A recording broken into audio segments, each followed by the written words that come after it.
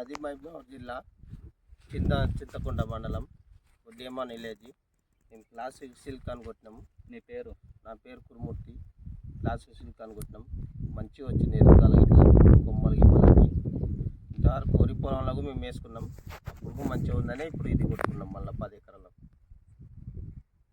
మనము ఒడ్డెమాన్ గ్రామం లోపల ఉన్నాము, మహబూబ్నగర్ జిల్లా చింతకుంట మండలము. ఈ రైతు పేరు వచ్చేసి కురుమూర్తి.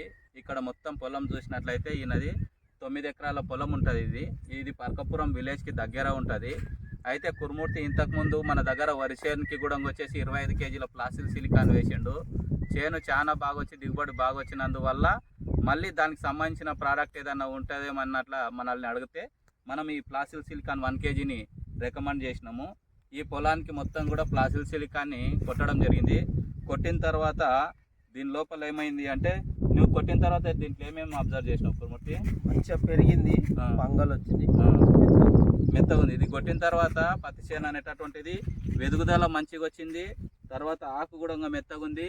ఇంకోటి అన్నిటికన్నా ముఖ్యమైన విషయం ఏంటంటే, దీనికి దగ్గరికి రా, దీనికి సైడ్ బ్రాంచెస్ అనేది ఈ విధంగా వచ్చినాయి అనమాట. చాలా బాగా సైడ్ బ్రాంచెస్ వస్తాయి అనమాట. దీనికి వచ్చి సైడ్ బ్రాంచెస్ వస్తుంది.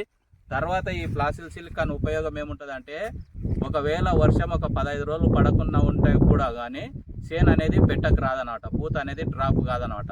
అంటే దీని వేరు వ్యవస్థ బాగా వస్తుంది, సైడ్ బ్రాంచెస్ బాగా వస్తుంది, చెట్టు కూడా గ్రీనిష్గా గ్రోత్ అవుతుంది అనమాట. గ్రీనిష్గా గ్రోత్ వస్తుంది. నెక్స్ట్ వచ్చేసి దీని లోపల పొటాష్ కూడా ఉంటుంది కాబట్టి చెట్టుకు రెసిస్టెన్స్ పవర్ ఇస్తుంది. కాబట్టి రైతులందరూ కూడా ఈ విషయాన్ని అబ్జర్వ్ చేసి దీన్ని మంచిగా సక్సెస్ చేయాలని చెప్పి రైతులందరినీ కూడా రిక్వెస్ట్ చేస్తున్నాను అనమాట.